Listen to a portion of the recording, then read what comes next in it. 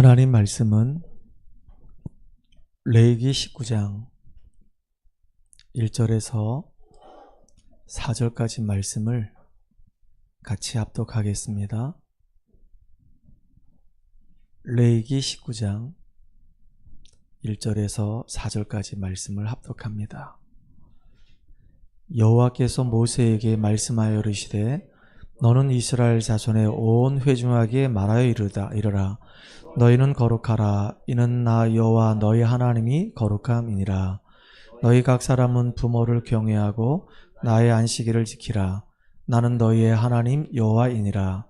너희는 헛된 것들에게로 향하지 말며 너희를 위하여 신상들을 부어 만들지 말라.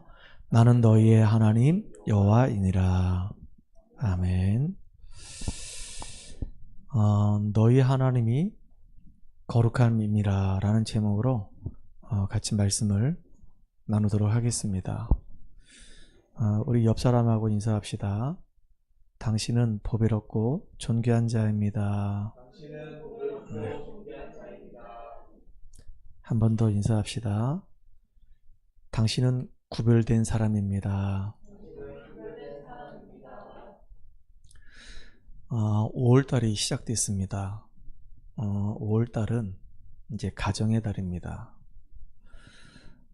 특별히 하나님이 우리에게 주신 기관이 두 개가 있어요. 하나는 교회고 하나는 가정입니다. 하나님께서 말씀으로 세상을 창조하시고 난 다음에 하나님이 형상 가진 존재로 우리 인간을 지으셨죠. 그 첫 번째 지음받은 인간이 바로 아담이었었어요. 이 아담은 날마다 하나님과 함께하는 복을 누렸죠. 그게 교회입니다. 우리 개인이 하나님 만나서 하나님과 함께하는 그 은혜 누리는 그 현장이 곧 교회란 말이에요.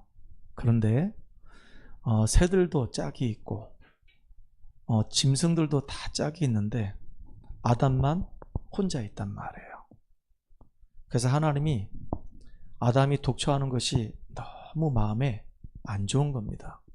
그래서 아담을 잠들게 만들고 그 갈빗대를 취해가지고 이제 하와를 만든 거예요. 아담을 도울 수 있는 돕는 배필로. 그래서 하나님이 허락하신 게 바로 가정입니다. 우선순위 만들려고 한다면 제일 먼저는 교회예요. 아담이 지음받아서 하나님과 함께하고 하나님과 소통하며 하나님하고 연합하고 있었단 말이에요. 그게 교회란 말이에요. 그 두 번째가 바로 하나님이 이제 가정을 주셨어요. 그러면 우리가 올바른 가정, 행복한 가정, 축복된 가정 되려면 어떻게 하면 되냐? 아담이 잠들었을 때 갈빗대를 취해서 하와를 만들었기 때문에 이제 너희들 가정이니까 너희들이 알아서 마음껏 살아라가 아니라 그 가정에는 하나님이 주인 되시는 거예요. 아담도 하나님 바라보고 하와도 하나님 바라보는 겁니다. 그래서 그 가정은 하나님이 주인 된 가정, 하나님이 다스리는 가정, 하나님의 은혜 속에서 인도받는 가정, 그 가정이 가장 축복된 가정이 되는 겁니다. 그러면 행복은 따라오게 돼 있어요. 우리 성도들 가정이 이렇게 하나님의 축복을 누리는 축복된 가정이 회복되기를 주의 이름으로 축원합니다. 특별히 5월달이 되면 5월 첫 주는 우리가 어린이 주일로 지켜요. 두 번째 주는 어버이 주일로 지킨단 말이에요. 근데 우리 대한민국에 이렇게 어린이 주일, 어버이 주일 이렇게 만들어지게 된 계기가 있어요. 일제 치하에 있다가 해방되고 나서 이제 교회가 이제 막 활발하게 이제 부흥되기 시작했단 말이에요. 그러다가 어느 날 천도교의 신자였던 이 소파 이 방정환이라고 하는 선생님이 어린이날을 만들어야 되겠다. 그래가지고 주장하기 시작했어요. 그래서 교회가 그걸 보고 야, 우리 교회도 5월 첫째 주는 어린이날로 지키자 해서 만들어진 게 이제 어린이날입니다. 한국에서 그렇다 그 얘기예요. 물론 이제 미국에서는 19세기 때부터 앞서가지고 어린아이들이 너무 소중하기 때문에 우리가 어린이날을 만들어서 우리 어린 아이들에게 언약을 심어주는 그런 주일로 삼자 해서 미국에서는 6월 달에 이렇게 만들었다고 기록이 되어 있더라고요. 또 해방이 되고 나니까 엄마들이 너무 고생을 많이 해. 당시에는요, 자녀를 참 많이 낳았어요. 한 가정에 보통 보면 7명씩 막 8명씩 아이를 낳았단 말이에요. 제 고정 사촌형 보게 되면 거긴 8남매예요. 그리고 우리 당수아씨 그 집안에 보면은 거기 또 10남매예요. 얼마나 이 아이를 많이 낳는지. 여기 원주권에 있는 우리 김진대 목사님 그 자매들 얘기 들으니까 7남매래.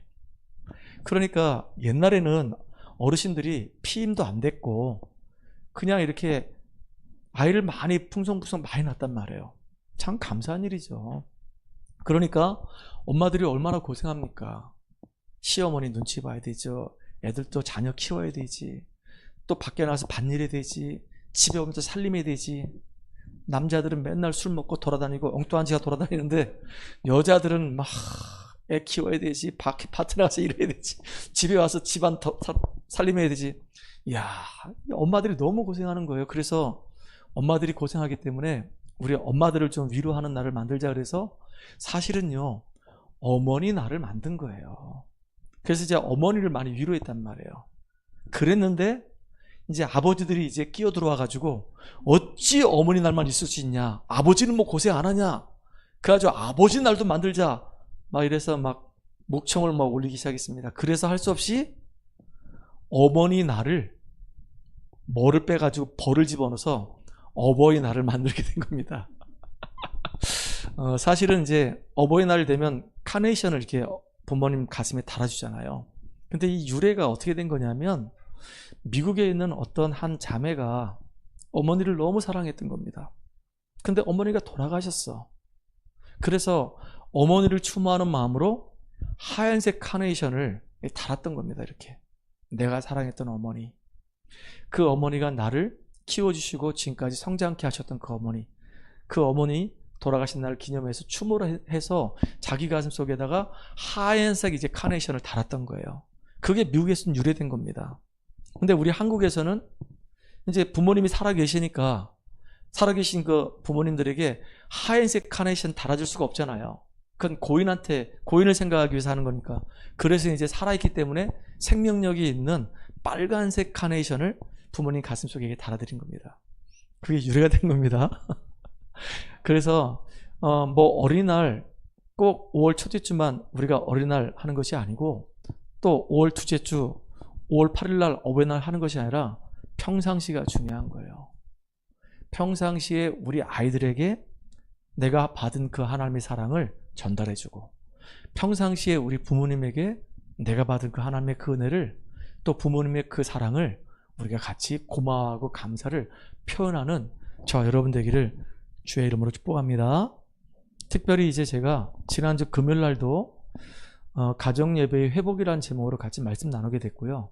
5월달이 이제 가정의 달이니까 제가 이번 주에 이 말씀을 쭉 준비하면서 어떤 마음이 들었냐면은 우리가 이제 우리의 어른들, 우리 부모님도 우리가 잘 공경해야 되는 건 맞습니다. 근데 우리 자신도 한번 돌아봐야겠다라는 생각이 들었어요. 여기 지금 우리 이제 윤호가 맨 앞자리에 있는데 윤호가 이제 한 시간이 지나서 한 50년쯤 지나고 나면 윤호도 이제 할아버지가 된단 말이에요. 그렇겠죠? 윤호가 이제 50년쯤 지나면 나이가 80세가 넘어간단 말이에요. 그럼 이제 할아버지 얘기 듣겠죠. 몰라, 윤호가 한 80세쯤 됐을 때도 청춘이라 얘기할지 모르겠어요.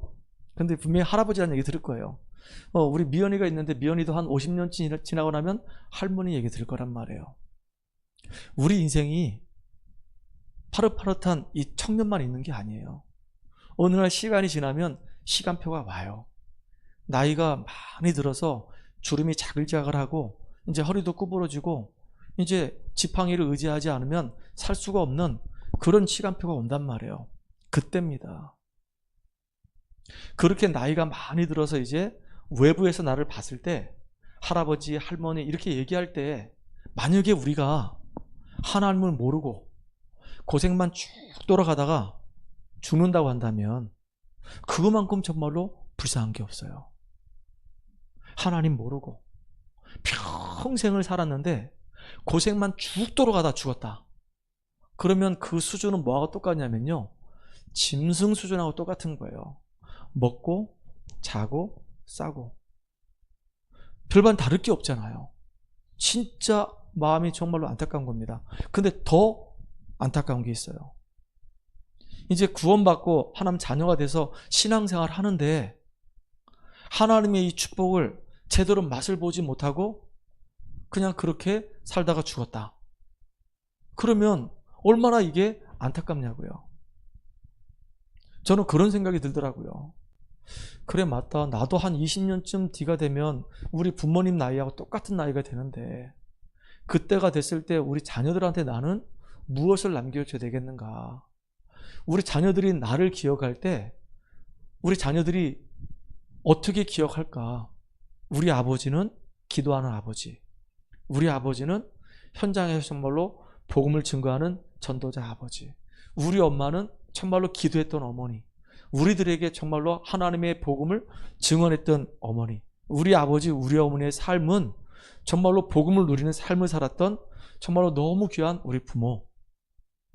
나는 정말로 우리 자녀들에게 무엇을 남길까, 이 생각이 들었던 거예요. 제가 목회를 하기 때문에 전 사업을 하는 사람이 아니잖아요. 물려받은 유산도 별로 없어요. 그리고 내가 사업을 안 했기 때문에 우리 자녀들에게 내가 물려줄 유산도 없어요. 돈을 많이 벌어가지고 그래, 얘다, 이 돈이나 잔뜩 가지고 열심히 살아라, 이렇게 주면 좋겠는데 돈도 없어. 그렇다고 일본 사람들은 기능이 있어가지고요, 그 기능을 그 자녀들에게 계속 물려주는 겁니다. 가업을 이어받아 간단 말이에요. 나는 육신적인 가업 물려줄 게 없어요. 그래서 하나님, 내가 우리 자녀들한테 내가 물려줄 수 있는 것은 한 가지밖에 없습니다. 우리 자녀들에게 진짜 우리 아버지를 가만히 보니까, 우리 엄마를 가만히 보니까 하나님이 정말로 살아계셨구나. 우리 아버지, 우리 어머니에게 하나님이 함께 하셨구나. 그 인도하시고 역사하시고 축복하셨구나. 우리 아이들에게 진짜 내가 물려줄 수 있는 것은 바로 믿음의 유산입니다. 우리 딸들 3명이 있는데 이 딸들에게 내가 물려줄 수 있는 것은 믿음의 유산밖에 없어요. 하나님, 이 아이들이 정말로 하나님 알게 해주세요. 복음을 누리게 해주세요. 이 아이들이 정말로 하나님의 소원을 마음에 담게 해주세요. 그리고 최고로 하나님께 인도받으면서 쓰임받는 전도자의 삶이 되게 해주시고 기도하는 사람 되게 해주세요. 하나님의 축복을 흠뻑 누리는 응답의 사람 되게 해주세요 라고 저는 우리 딸들을 위해서 계속 기도해요. 그게 내가 우리 아이들한테 물려줄 수 있는 유산이에요. 요셉을 알지 못하는 왕이 일어나게 되고 사사시대에는 다른 세대가 일어났다고 그랬어요. 부모가 복음을 제대로 누리고 응답을 받았지만 그 자녀들에게 제대로 언약 전달하지 않으면 다른 세대가 일어나는 겁니다. 그러면 원래대로 돌아가는 거예요. 그것만큼 정말로 안타까운 게 없잖아요. 제가 지난주 금요일날 설교를 준비하면서 그런 생각이 들었어요. 그래, 하나님 나를 아브람처럼 부르셨지. 아브람의 아들 이삭, 그 아들 야곱, 그 아들 요셉, 이렇게 믿음의 언약이 쫙 전달돼서 결국은 4대 만에 하나님이 요셉을 통해서 아브라함에게 주셨던 그 언약을 완전히 이루셨지. 세계복음화 하셨지. 우리 후대가 이런 후대가 됐으면 너무 좋겠다. 근데 반면에 제게 경각심이 됐던 사람이 있었어요. 엘리라고 하는 제사장이 있었거든요. 영적인 지도자입니다.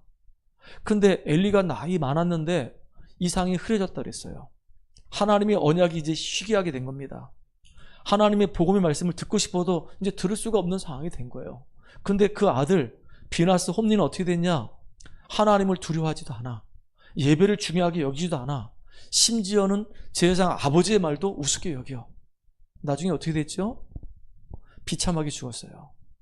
하나님의 성전에 있는 성물을 훔쳐가지고 더군다나 성도를 희롱하다가 비참하게 죽었어요. 제사장의 자녀인데도 불구하고 망해버렸어요. 야, 진짜 우리 가정이 어떤 가정이 됐으면 참 좋겠는가라는 생각을 했던 그런 시간이었어요. 우리 자녀들에게 믿음의 유산을 남겨주는 축복의 주역들 되기 바랍니다. 특별히 오늘 예배드리고 있는 우리 소중한 청년들이 있습니다. 저는 이 청년들 가슴 속에 언약이 확 심어지길 원해요. 그래서 오늘도 잠깐 예배드리기 전에 우리 윤호하고 잠깐 대화를 했습니다. 대화하면서 제가 윤호한테 제 마음에 있는 얘기를 했어요. 윤호야, 결혼하더라도 정말로 믿음의 사람을 만나서 결혼했으면 좋겠다. 불신자를 만난다 하더라도 그 친구한테 복음을 전해주고 그 친구가 예배 속에 들어오고 그 친구가 복음 안에서 인생의 이유를 찾고 사명을 발견하고 그리고 같이 포럼이 된다고 한다면 그때 가서 결혼 생각해도 늦지 않는다. 진짜 우리 결혼을 하더라도 결혼은 중요한 거기 때문에 신중하게 하자. 제가 아까 얘기했어요. 그랬더니 윤호가 씨 웃더라고요. 알아들었다는 얘기겠죠. 그만큼 언약의 가정을 이끌어 간다는 건 되게 중요한 거예요. 자칫 잘못하면요, 노아 시대가 돼요. 하나님의 이 아들들이 사람들의 딸들의 이 아름다움에 취해가지고 싹 불신 결혼하는 겁니다. 그러니까 어떻게 됐죠? 결국은 죄악이 관영했다 그랬어요. 하나님이 인간 지으신 것을 한탄하셨다 그랬어요. 그래서 홍수로 쓸어버렸어요. 그렇게 되면 안 됩니다. 진짜 우리는 언약의 가정을 만들어가고 언약의 가정을 만들수록 여러분들이 기도가 배경이 되어주는 축복의 증인들 되기 바랍니다. 오늘 본문을 보게 되면 되게 중요한 말씀이 나와 있어요. 2절에 이런 말씀이 있습니다. 하반절에 보니까 나 여호와 너의 하나님이 거룩함이니라 그랬어요. 우리가 섬기는 하나님은 거룩하신 하나님이에요. 거룩하다는 말은 구별됐다, 그런 뜻이거든요. 지난주에도 우리 동해 다락방에서 잠깐 얘기했습니다. 이 거룩하다, 이 구별됐다, 그 얘기예요. 책은 똑같은 책인데 우리가 지금 보고 있는 이 하나님 말씀이 기록된 이 책을 우리는 성경이라고 그럽니다. 구별된 책이라고 그래요. 건물은 똑같은 건물인데 우리가 예배드리고 있는 이 장소를 우리는 성전이라고 얘기합니다. 구별된 집이에요. 사람은 똑같은 사람인데 구원받은 하나님의 백성이기 때문에 성도라고 얘기한단 말이에요. 다르다, 그런 뜻이에요. 구별됐다, 다르다. 우리가 섬기는 하나님은요, 완전히 귀신하고 다른 하나님이란 말이에요. 참 지금요, 이 귀신이, 이 사탄이 얼마나 교묘하게 역사하는지 모릅니다. 미국 그 뉴욕 맨하탄에 가보면요, 그 사탄 교회가 있어요. 사탄을 숭배하는 교회가 있단 말이에요. 뉴에이지 단체들이 만들어가지고 그렇게 귀신을 섬긴단 말이에요. 그러면서 심지어 염소를 잡아가지고 그 피를 지금도 제단에 뿌리고 있는 그런 교회들도 있어요. 옛날에 과거에 보게 되면요, 아브라함 때부터, 물론 그전 때부터 있었던 일이에요. 하나님이 아브라함에게 얘기합니다. 네 아들 이삭을 번제로 드리라 그래가지고 하나님 말씀에 순종해서 이 아브라함이 자기 아들 이삭을 꽁꽁 묶어서 하나님 앞에 번제로 드리려고 했단 말이에요. 그래서 사람을 죽여서 그 피를 제단에 뿌리는, 그렇게 제사를 지냈던 그런 단체들도 있단 말이에요. 참 안타깝죠. 이집트 시대 때 그랬거든요. 그렇게 사람들을 제물로 드렸던 그런 종교들이 있단 말이에요. 그게 전부 다 사탄 숭배하는 거란 말이에요. 다 망해가는 겁니다. 여러분, 지금도 모슬렘 사람들 하루에 5번씩 기도합니다. 그 사람들이 가지고 있는 경전은 쿠란입니다. 근데 쿠란은요, 진짜 무서워요. 다른 종교 자체를 인정하지 않아요. 다 죽여요. 그래서 우리 선교사들이 모슬렘권에 가서 복음 전했는데 잡아가지고 참수를 했단 말이에요. 이렇게 칼로 목을 쳐서 죽였단 말이에요. 그걸 아예 전 세계 방영해버렸어요.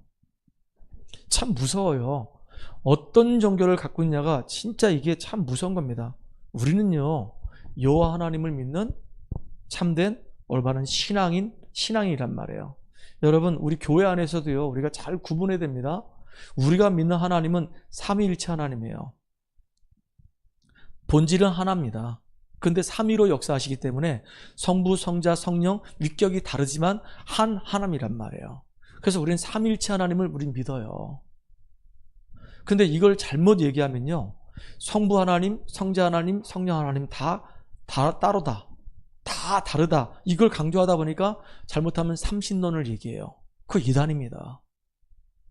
삼위로 계시지만 본질이 같은 한 하나님이에요. 이해는 잘 안 되지만 우리는 삼위일체 하나님 믿는단 말이에요. 또 저기 유대교라든가 여호와 증인들은요, 야훼 하나님만이 참 하나님이라고 그래요. 유일신론을 믿는단 말이에요. 그래가지고 저 여호와 증인 같은 경우에는 예수님을 하나님으로 인정하지 않습니다. 성령님을 하나님으로 인정하지 않아요. 그래서 이단이에요. 여호와 증인들은 예수님을 선지자 중에서 가장 으뜸인 선지자라고 생각한단 말이에요. 하나님 아니라고요. 하나님께서 이 예수에게 많은 권한과 능력을 주셨기 때문에 그 많은 선지자 중에서도 엄청난 능력을 행할 수 있는 선지자 중에 가장 으뜸이 되는 선지자라고 얘기한단 말이에요. 절대 하나님이라고 인정 안 해요. 그것이 이단입니다. 성령 하나님을 그냥 기운이라 생각해요. 스피릿. 그래서 이단이에요. 유대교 사상을 그냥 그대로 물려받았단 말이에요. 유대교에서도요, 단일신론 얘기합니다. 야훼 하나님만 유일하신 하나님이에요. 예수 신성 거부예요. 예수가 무슨 하나님이냐? 어떻게 하나님인데 동정녀 마리아를 통해서 올 수 있고 말구에 태어날 수 있냐? 우린 인정할 수 없다 그래요. 성령 하나님 더 인정하지 않아요. 그런 단체들이 지금 얼마나 많은지 몰라요. 또 뭐라고 얘기하냐면 어거스틴 통해서 얘기했는데요. 이렇게 얘기합니다. 그 위치만 바뀌어서 얘기하는 거예요. 때로는 제가 우리 어머니를 만나게 되면 어머니의 아들 역할을 해야 되는 거예요. 제가 우리 집사람 만나게 되면 남편 역할을 하는 거예요.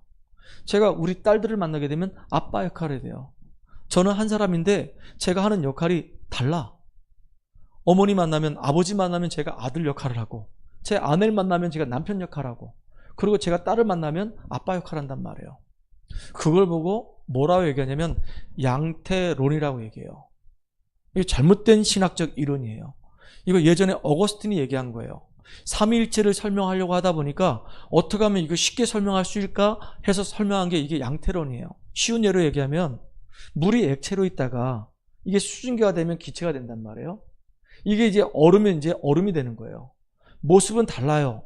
근데 원소는 H2O란 말이에요. 이게 잘못된 설명이란 말이에요. 우리는 이해하지 못하지만 성부, 성자, 성령 하나님이 삼위로 계신단 말이에요. 하지만 한 하나님을 우리가 믿는 거예요. 맞습니까? 이 하나님은 언약의 하나님이에요. 요셉이 가장 어려움 당할 때, 가정에서 가장 어려움 당할 때 하나님이 친히 요셉과 함께 하시면서 요셉을 통해서 이루실 비전을 주셨단 말이에요. 해와 달과 열한 별이 내게 절하더이다. 이게 요셉 가슴속에 딱 비전으로 왔단 말이에요. 아, 하나님 살아계시는구나. 이 하나님이 나와 함께 하시는구나. 하나님 내게 언약을 주셨구나. 이 언약을 이루시는 하나님이구나. 요셉은요, 이걸 알았어요. 이걸 믿었어요. 이걸 누렸어요. 그리고 기도했어요. 그리고 기다렸어요. 때로는 물구덩이에 빠졌어요. 때로는 노예가 됐어요. 때로는 누명수 감옥 갔어요. 때로는 하나님이 요셉을 들어세우셔서 총리가 됐어요. 그 어떤 것도 요셉에게 아무런 영향을 주지 않았고 아무 상관이 없었단 말이에요. 물구덩이에 빠져도 상관없고, 노예로 가도 아무런 문제가 안 되고, 누명수 가도 상관없고. 그 증거가 뭐냐면 요셉은 형들을 만날 때 분명히 얘기했거든요. 창세기 45장 5절에 형님들 나를 팔았다고 해서 한탄하지 마소서. 형님들 앞서서 구원의 역사를 이루기 위해서 하나님이 나를 먼저 보내셨나이다. 자기가 왜 거기 갔는지 이유를 분명히 알았어요. 그러니까 형들이 미운 게 아니야. 형들이 자기를 안 팔았으면은 하나님 계획을 이룰 수가 없어. 형들 또한 하나님의 도구로 쓰임 받은 거예요. 그러니까 형들을 품고 가는 거예요. 그러니까 12지파가 나중에 이스라엘 나라가 됐죠. 나중에 보디발 부인도 죽였다는 말이 없어요. 감옥 집어넣었다는 말이 없어요. 왜냐? 보디발 부인이 누명을 씌워가지고 감옥에 안 보냈으면요, 술 맡은 관원장 만날 수가 없었던 겁니다. 그러니까 문제, 사건, 어려움 만날 때마다 흔들리지 않았던 겁니다. 그 속에서 뭘 발견했냐? 하나님은 언약의 하나님이시다. 내게 주신 그 언약을 이루시고 성취하신 하나님이다. 하나님 지금도 나와 함께 하시고 나를 인도하신다. 이거를요, 확실하게 붙잡았단 말이에요. 그러니까 승리할 수밖에 없었어요. 반드시 내게 주신 그 언약은 이루 가신다. 이게 요셉의 고백이었었어요. 또 한 사람이 있었습니다. 다윗 보세요. 다윗은 어릴 때 목동으로 있으면서요, 늘 하나님과 함께하는 축복 누렸어요. 뭐라고 고백했냐? 나는 비록 양들을 치는 목자지만 내 인생의 참된 목자는 여호와 하나님이시다. 여호와는 나의 목자시니 내게 부족함이 없다라고 얘기했어요. 언제요? 막 사망의 막 음침한 골짜기를 막 다니는데 사울왕의 그 어마어마한 그 핍박을 피해서 도망 다니는데도 불구하고 여호와가 나의 목자시고 여호와가 나의 산성이시고 여호와가 나의 방패시고 여호와가 나의 보호자가 되신다고 고백했어요. 결국은 하나님이 이 다윗에게 주셨던 그 언약을 반드시 이루셨거든요. 그 당시에 최고의 이 선지자 이 사무엘이 와서 다윗 머리 위에 딱 손을 얹고 넌 앞으로 이스라엘 왕이 될 것이다. 네가 왕이 되면은 성전을 지어서 언약궤를 모셔라. 그리고 1,000망대를 세워라. 이게 비전이었단 말이에요. 그런데 놀랍게도요. 그렇게 죽음의 위기를 막 피해 다니는데 죽을 것 같았는데 한 번도 죽지 않았어요. 나중에 정말로 하나님 말씀대로 이스라엘 왕이 됐어요. 최고의 왕의 축복 누렸단 말이에요. 여러분, 하나님의 언약은 변하지 않습니다. 하나님은요, 구별되신 하나님이에요. 우리와 함께 하신 하나님은 귀신 나부랭이하고 틀려요. 많은 종교인들이 얘기하는 그 귀신 아니에요. 우리와 함께 하신 하나님은 창조주 하나님이시고 언약의 하나님이시고 말씀을 성취하신 하나님이시고 우리와 함께 하신 하나님이시고 우리를 인도하시고 역사하시는 능력의 하나님이시란 말이에요. 우리는 언약 안에 있기 때문에 어떤 문제 와도 괜찮아요. 오히려 문제가 오히려 우리에게 큰 축복이 될 거란 말이에요. 우리에게 만약에 실패가 있거나 우리에게 여러 가지 어려움이 왔다. 오히려 그게 우리에게 중요한 발판이 될 거란 말이에요. 우리에게 위기가 왔다. 그게 진짜 우리한테는 기회가 될 거란 말이에요. 아무것도 문제되지 않습니다. 처음에는 제가 믿음이 작아서 그런지 몰라도 우리 교회가 작고 성도가 몇 명 없다 보니까 저도 모르게 위축이 되는 겁니다. 그런데 어느 날 제 마음에 그렇지 않다. 우리 성도 한 사람 한 사람은 일당백이다. 하나님이 나에게 얼마나 많은 성도를 나에게 맡겨줄지 몰라도 지금 나에게 맡겨진 성도 한 사람이 가장 귀하다. 내가 할 일은 이 성도를 위해서 간절히 기도하는 것밖에 없다. 진짜 하나님의 응답과 축복을 누려서 이 성도 한 사람이 그리스도의 증인되게 만드는 것이다. 그래서 그 성도를 통해서 하나님 영광 드러나게 만드는 것이다. 그러니까요, 너무 감사한 거예요. 그리고 하나님, 내가 후임으로 간 것도 아니고 아무도 없는 이 무용고지에 와서 개척을 했는데 하나님 내게 증거를 주세요. 그래서 우리 후배들이, RTS에 있는 우리 후배들이 앞으로 수도 없이 많이 개척을 할 텐데 그런 개척하는 우리 후배들 앞에서 내가 정의를 서게 해주세요. 참 힘들고 어려운 여정 속에 있었지만은 하나님께서 나를 지키시고 인도하셨다. 오늘 우리 전은희 집사가 교회를 쫙 오는데 우리에게 십자가를 딱 봤대요. 그러면서 이제 이렇게 기도했대요. 하나님, 이 교회는 하나님이 세운 교회니까 하나님이 이 교회를 축복하시고 책임져 주세요. 라고 기도했대요.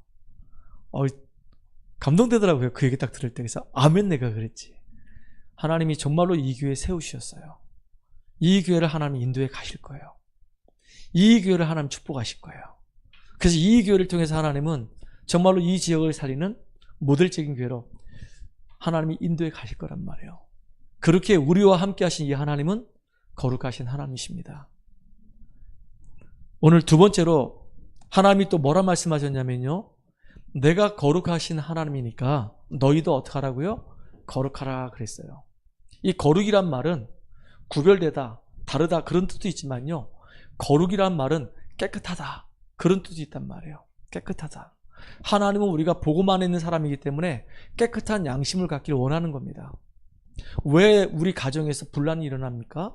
왜 가정의 구성원들이 이렇게 싸웁니까?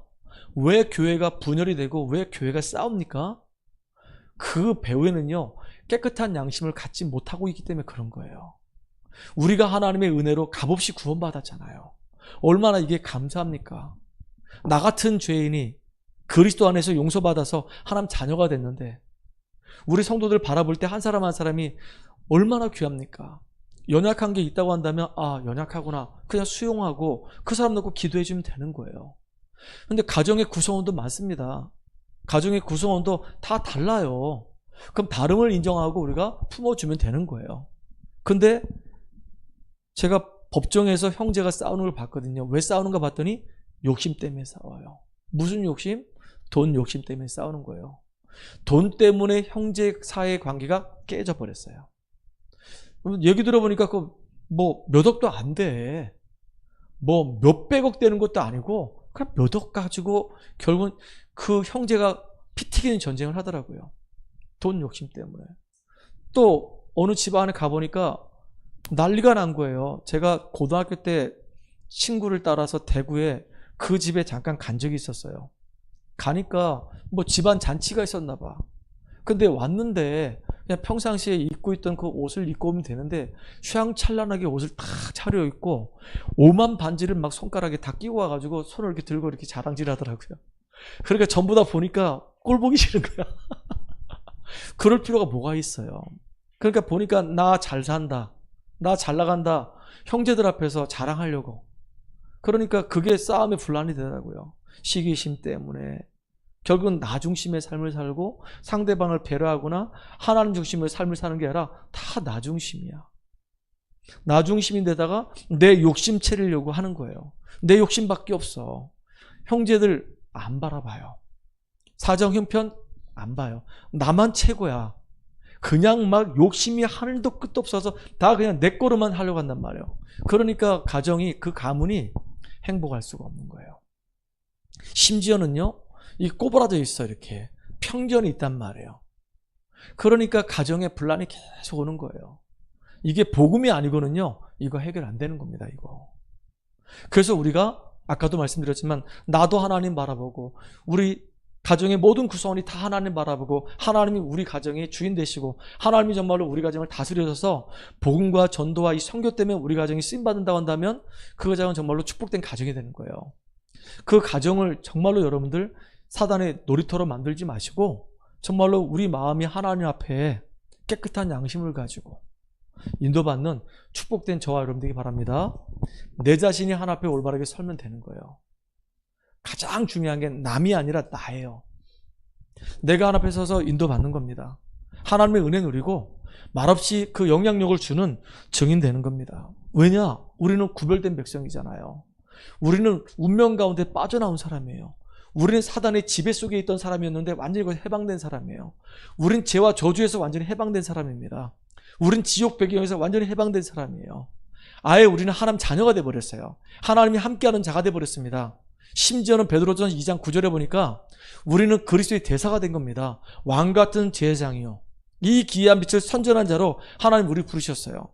우리 때문에 우리 가정을 살리고 우리 때문에 우리 가문을 살리는 빛의 파수꾼으로, 빛의 증인으로 하나님이 저와 여러분을 불러주셨단 말이에요. 여러분 때문에 여러분 가정과 여러분의 후대와 여러분의 가문이 살 거라고 저는 확신합니다. 그래서 우리는 기도하면서 기다리면 되는 거예요. 하나님이 분명히 우리에게 증거 주셨단 말이에요. 특별히 모세가 기록한 성경 모세오경 중에서 우리가 레위기를 보고 있어요. 하나님이 광야 40년 여정을 걸어가야 되기 때문에 하나님이 이스라엘 백성들에게 계속 성막을 만들라고 얘기했어요. 성막을 만든 다음에 성막 중심의 삶을 살라고 했습니다. 그 말은 무슨 말이냐? 교회 중심의 삶, 예배 중심의 삶을 살라 그 얘기예요. 계속 제사를 지냈어요. 번제, 소제, 화목제, 속건제, 속제제, 요제, 화제, 계속 예배를 드립니다. 예배 중심의 삶을 살라 그 얘기예요. 근데 예배 드릴 때마다 매번 보니까 소 잡지, 양 잡지, 염소 잡지, 비둘기 잡지 계속 제단에 피를 뿌리는 거예요. 왜 그렇게 하셨을까요? 그 피 흘림이 없이는 죄사함 받을 수가 없는 거예요. 정말로 피 흘림이 없이는 우리가 원죄에서 사단과 이 지옥에서 우리가 해방될 수가 없는 거예요. 우리가 구원의 역사가 일어나지 않는 거란 말이에요. 그래서 하나님은 성막을 통해서, 예배를 통해서, 피를 통해서 그리스도를 보내심으로 말미암아 구원의 축복과 역사를 누리라고 하나님이 우리에게 계속 이 예배를, 교회를, 이 피를 강조하시는 거란 말이에요. 아니 우리 구원받았는데요. 그래요, 우리 구원받았어요. 근데 구원받았는데 아직도 우리 체질은, 우리 생각은, 우리 삶은 옛 체질, 옛 생각 거기 다 묶여있단 말이에요. 그걸 보고 우리는 운명이라고 얘기합니다. 내가 바꿀 수가 없어. 내 생각도 바꿀 수가 없어. 내 체질도 바꿀 수가 없어. 끌려가는 거예요. 그래서 우리가 예배를 드리고 말씀을 듣고 피 언약 붙잡고 복음이 자꾸 내 안에 각인 뿌리 체질돼야지만이 변화가 일어나는 거란 말이에요. 성질이 바뀝니까? 성격이 바뀝니까? 안 바뀌어요. 성질이 급한 사람이 있고요, 성질이 아주 게으른 사람이 있어요. 그 아버지가 보니까 성질이 굉장히 급하더라고. 근데 그 아들도 성질이 진짜 급해. 근데 어떤 집에 가니까 엄마가 너무 게을러. 근데 보니까 그 딸도 되게 게을러. 근데 이게 쉽게 안 바뀐단 말이에요, 이게. 이게 벌써 형성된 거예요. 체질이 태어날 때 보니까 몸이 너무 약해. 비리비리한 체질이야. 이게 쉽게 바뀝니까? 안 바뀌어요. 근데 언제 바뀌냐? 복음이 그 안에 각인 뿌리 체질일 때 하나님의 능력 안에서 이게 변화가 일어나고 바뀌어진단 말이에요. 안 바뀌어. 절대 안 바뀌어. 껍데기만 딱 포장하고 있단 말이에요. 그리스도라는 이름으로 딱 포장하고 있어, 이렇게. 그러니까 볼 때는 저 사람 신앙생활 참 잘한 것 같다. 근데 그 뚜껑을 딱 열어보면은 안 박혀 있어. 왜 이렇게 자신 있게 얘기하냐? 나를 보니까 그래요. 나를 보니까. 나도 얘 체질이 얼마나 쩔어 있는지요. 잘 안 바뀌더라고. 누가 제일 잘하냐? 우리 집사람이 제일 잘 알아요. 누가 제일 잘 아냐? 우리 미연이가 제일 잘 알아요. 왜? 같이 사니까. 우리 아빠가 이렇구나. 우리 남편이 이렇구나. 진짜 그래요. 잘 안 바뀌어. 그래서 우리는 계속 우리가 예배를 드리고 말씀 듣고 계속 복음이 내 안에 각인 뿌리 체질돼야 됩니다. 그래서 복음이 증인이 돼가지고 정말로 이 사단이 얼마나 이 우상 가지고 이 흑암의 문화를 가지고 이 땅을 장악하고 있는지 봐야 되고요. 빛의 파수꾼으로서 우리가 현장에서 정말로 복음 가지고 이 죽어져가는 현장, 무너져가는 이 현장을 살려내는 증인으로 저와 여러분들이 쓰임받아야 된다, 그 얘기예요. 흑암을 누가 꺾을 수 있겠습니까? 그리스도의 빛이 아니고는 흑암을 꺾을 수가 없어요. 이 우상과 이 흑암 문화를 누가 바꿀 수 있습니까? 그리스도의 비밀을 아는 자가 가서 바꿀 수가 있는 거예요. 그래서 우리가 완전히 복음 안에서 현장도 보는 눈이 열리게 하시고 복음 안에서 내 자신이 하나 앞에 쓰임받을 수밖에 없는 축복의 사람으로 서도록, 그래서 우리가 계속 집중하고 있는 거란 말이에요. 너무 감사하잖아요. 저는 여러분 성경을 읽다 보면요, 하나님이 광야길 가는 동안에 하나님이 이스라엘 백성들에게 상번제를 드리라고 했어요. 상번제가 뭐냐? 아침에 예배드리고 저녁에 예배드리라는 거예요. 하루에 2번씩 꼬박꼬박 예배드리라는 겁니다. 그래서 우리가 기둥을 2개를 세워야 되는 거예요. 아침에 딱 눈을 뜨자마자 하나님 앞에 기도로 시작하고, 왜? 힘을 얻어야 되니까. 그래서 나는 새벽 제단을 내 상번제 중에 첫 번째예요. 예배를 드리고 힘을 얻는 시간이에요. 저녁에 자기 전에 하나님께 우리 집중하잖아요. 예배 드리잖아요. 9시 딱 되면 하나님 앞에 딱 예배를 드려요. 수요일하고 금요일날 빼놓고는 딱 웬만하면 9시 딱 되면 예배를 드려요. 하나님 내가 만나는 시간, 하나님 말씀 듣는 시간, 내가 하나님께 나를 드리는 시간을 갖는단 말이에요. 집중을 한단 말이에요. 이렇게 쭉. 그리고 그 들은 말씀 가지고 또 우리 성도를 놓고 내 현장을 놓고 쭉 기도한단 말이에요. 그러니까 아침 시간에 내가 하루를 시작하기 전에 힘을 얻는 시간이고, 저녁 시간에 하루를 마감하면서 감사를 고백하는 시간, 말씀 들으면서 또 답을 찾는 시간, 이렇게 갖는단 말이에요. 이게 참 우리에게 중요한 시간이에요. 그래서 우리 후대들에게 언약을 제대로 전달해서 앞으로 다가올 이 재앙을 막아야 될 거 아니겠습니까? 이스라엘 민족들이 왜 7번이나 재앙 만났을까요? 후대들에게 언약을 전달하지 않으면요, 반드시 재앙 와요. 왜 애굽의 노예가 되고, 왜 바벨론의 포로가 되고, 왜 로마의 속국이 됐을까요? 왜 이스라엘 민족들이 그 2000년 동안 나라 없는 민족으로 유리방황했을까요? 그 이유는요, 진짜 이 언약을 우리 후대들에게 전달 안 하면은 우리 후대들에게 올 수밖에 없는 그 재앙을 막을 길이 없다니까요. 그래서 아브라함이 그 아들 이삭에게, 이삭이 그 아들 야곱에게, 야곱이 그 아들 요셉에게 언약을 전달해서 완전히 흑암을 무너뜨리고 그 땅을 살렸던 것처럼 우리가 해야 될 사명은 우리 자녀들에게 진짜 기도해야 되는 거예요. 그래서 그 아이들이 언약 안에 들어오도록 만들어주는 거예요. 그래서 그 아이들이 믿음으로 승리할 수 있는 사람으로 우리가 세워야 될 사명이 저와 여러분에게 있어요. 그래서 성전이 있는 것이고 예배가 있는 것이고 예배 시간에 복음을 계속 증거해야 될 이유가 있는 겁니다.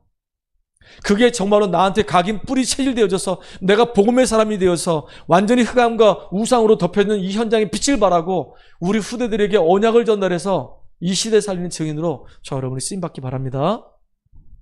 결론입니다. 그래서 우리는 날마다 언약소로 들어가야 돼요. 초대교회 성도님들이 40일 동안 감람산에서 하나님나라의 일을 듣고 마가의 집에 모여서 언약 붙잡고 계속 기도 속에 들어간 거예요. 그러면 이게 복음이 내 안에 각인 뿌리 체질되면요, 어느 날 이게 쌓이고 쌓여서 하나님의 시간표가 와요. 오순절 날이 이미 이름에 오순절 시간표가 와요. 하나님이 역사하시는 그 시간표가 와요. 우리는 기다리면 돼요. 분명히 응답이 오거든요. 그러면 가정도 가문도 내 현장도 변화시키는 전도의 역사 일어난단 말이에요. 사도행전 2장에 놀라운 말씀이 성취되고 제자가 일어나고 현장에 막 변화가 일어나는 놀라운 역사 일어난단 말이에요. 그러니까 우리는 절대 낙심하지 말고 계속 기도하면서 우리는 언약 속으로 하나님의 시간표를 기다리면서 하나님의 응답이 온 걸 보고 이제는 중요한 하나님 제자를 세워가는 축복의 망대를 세우는 저와 여러분 되기를 주의 이름으로 축복합니다. 하나님 감사합니다. 오늘도 하나님께서 그리스도 안에서 충만한 귀한 예배가 되게 하신 주님을 찬양합니다. 하나님은 거룩하신 하나님이십니다. 특별히 우리는 구별된 주의 백성들입니다. 예배를 통해서 영적인 힘을 얻게 하시고 나 자신을 살리게 하시고 이제 나의 현장에 빛을 비추고 우리 후대들에게 언약을 전달하는 주역으로 가장 가치 있게 쓰임받게 하여 주시옵소서. 예수 그리스도의 이름으로 기도합나이다. 아멘. 찬송가 461장입니다.